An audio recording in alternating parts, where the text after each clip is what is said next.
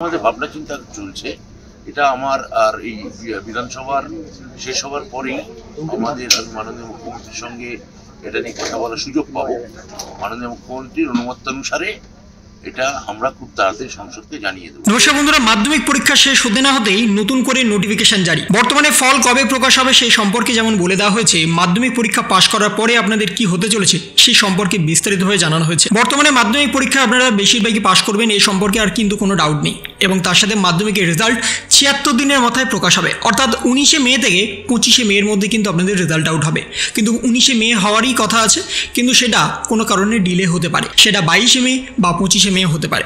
কিন্তু বর্তমানে আসল প্রশ্ন হচ্ছে মাধ্যমিক পরীক্ষা পাশ করার পরে আপনাদের কি হবে। মাধ্যমিক পরীক্ষা পাশ করার পরে আপনারা যখন ক্লাস 11-এ উঠবেন, তারপরে আপনাদের আবার ক্লাস 12-এ, এইভাবে কিন্তু 2 বছর আপনাদের একটা নতুন নিয়মের মধ্যে পরীক্ষা দিতে হবে, অর্থাৎ আর কিন্তু কোনো ফাইনাল পরীক্ষা হবে না। বর্তমানে যে ফাইনাল পরীক্ষা দিয়ে আপনারা ক্লাস 11-এ উঠছেন, উচ্চ মাধ্যমিকে গিয়ে কিন্তু এরকম আর কোনো ফাইনাল পরীক্ষা হবে না, যে পরীক্ষার উপরে আপনাদের ভিত্তি করে পাস ফেল থাকবে না। অর্থাৎ বর্তমানে যদি আপনারা মাধ্যমিকে কোনো একটি সাবজেক্টে অকৃতকার্য হয়ে যান বা ফেল করে যান, তাহলে আপনাদের পুরো একটা বছর নষ্ট। কিন্তু আগামী দিনে এমন কিন্তু আর কিছুই হবে না। আগামী বর্ষ থেকে আপনাদের কিন্তু নতুন স্ট্রাকচারে, নতুন সিলেবাসে পড়াশোনা হবে এবং নতুন সিস্টেমের মধ্যে দিয়ে পরীক্ষা দিতে হবে। ক্লাস 11-এ 2টো পরীক্ষা হবে, ক্লাস 12-এ 2টো পরীক্ষা হবে, অর্থাৎ 2টো করে সেমিস্টার হবে। এবং যে সেমিস্টারে আপনাদের জন্য কিন্তু অনেকটা সুখবর থাকবে, কারণ যদি কোনো সেমিস্টারে আপনারা কোনো কারণে অকৃতকার্য হয়ে যান বা ফেল করে যান, তাতেও কিন্তু আপনাদের রেজাল্টে কোনো এফেক্ট পড়বে না। অর্থাৎ যদি আপনারা পরের সেমিস্টারে গিয়ে ভালো রেজাল্ট করে যান, তাহলে সেই রেজাল্টেই কিন্তু রিকভার হয়ে যাবে যে সাবজেক্টে আপনারা ফেল করেছেন।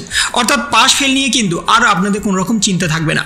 2024-25 সাল থেকেই কিন্তু এই নতুন নিয়ম চালু হচ্ছে। এবং বর্তমানে যারা যারা ক্লাস 11-এ আছেন, যখন তারা ক্লাস 12-এ উঠে পরীক্ষা দেবেন, তেমনই কিন্তু তাদেরও 2টো সেমিস্টারে পরীক্ষা হবে। অর্থাৎ এবার থেকে 2টো সেমিস্টার কিন্তু চালু হচ্ছে। বর্তমানে এই নিয়ে কিন্তু শিক্ষামন্ত্রী ব্রাত্য বসু জানিয়ে দিয়েছেন, বিকাশ ভবনে অধিবেশন শেষ হয়ে গেলে কিন্তু মুখ্যমন্ত্রী মমতা বন্দ্যোপাধ্যায়ের সাথে কথা হবে এবং যে সেমিস্টার সিস্টেমে পরীক্ষা হবে সেই সংক্রান্ত কিন্তু ইতিমধ্যে চূড়ান্ত রিপোর্টে পেশ করে দেওয়া হয়েছে। বিকাশ ভবনে নতুন পাঠ্যক্রম সূচিও প্রকাশ করে দেওয়া হয়েছে। শিক্ষামন্ত্রী ব্রাত্য বসু জানিয়েছেন, বিধানসভা বাজেট অধিবেশন শেষ হলে মুখ্যমন্ত্রী মমতা বন্দ্যোপাধ্যায়ের সঙ্গে কথা বলা হবে। তিনি সম্মতি দিলেই চলতি বছর থেকে সেমিস্টার পদ্ধতিতেই শুরু হয়ে যাবে সমস্ত পরীক্ষা, এবং যার ফলে আপনাদের পাস ফেল নিয়ে আর কোনো রকম ডাউট থাকবে না। মাধ্যমিক পাস করার পরেই এই নতুন সিলেবাসে আপনাদের একাদশ শ্রেণী এবং দ্বাদশ শ্রেণীতে মোট 4টি করে পরীক্ষা দিতে হবে। 2024 সালের নভেম্বর মাসে একাদশ শ্রেণীর প্রথম সেমিস্টার হবে, 2025 সালে মার্চ মাসে একাদশ শ্রেণীর দ্বিতীয় সেমিস্টার হবে, এবং ওই বছর নভেম্বর মাসে দ্বাদশ শ্রেণীতে প্রথম সেমিস্টার এবং 2026 সালে মার্চ মাসে দ্বাদশ শ্রেণীর দ্বিতীয় সেমিস্টার হবে। দ্বাদশ শ্রেণীর 2টো সেমিস্টারের ওপর মূল্যায়ন করে উচ্চ মাধ্যমিকের ফলাফল ঘোষণা হবে। অর্থাৎ একটা সেমিস্টারের ভিত্তিতে বা একটা ফাইনাল পরীক্ষার উপরে আপনাদের কিন্তু আর জীবন নির্ভর করছে না, আপনাদের 2টো সেমিস্টারের ওপরেই কিন্তু নির্ভর করবে, যেমনটা হয় বর্তমানে সমস্ত কলেজে।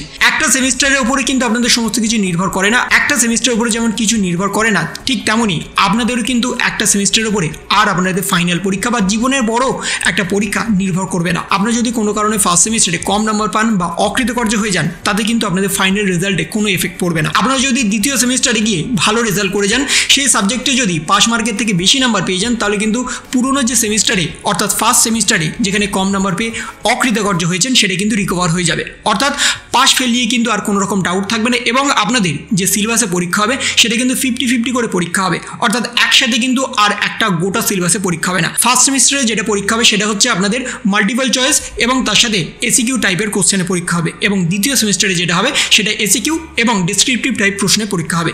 দুটো কিন্তু ওভারঅলে এমসিকিউ বা এসিকিউ বা ডেসক্রিপটিভ একসাথে পরীক্ষা হবে না, এটা কিন্তু মাথায় রাখবেন।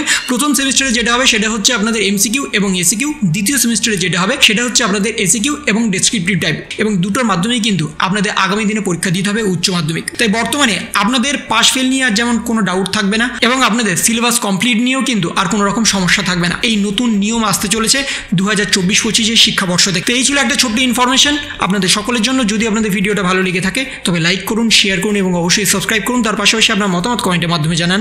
ভালো থাকুন, সুস্থ থাকুন, ধন্যবাদ।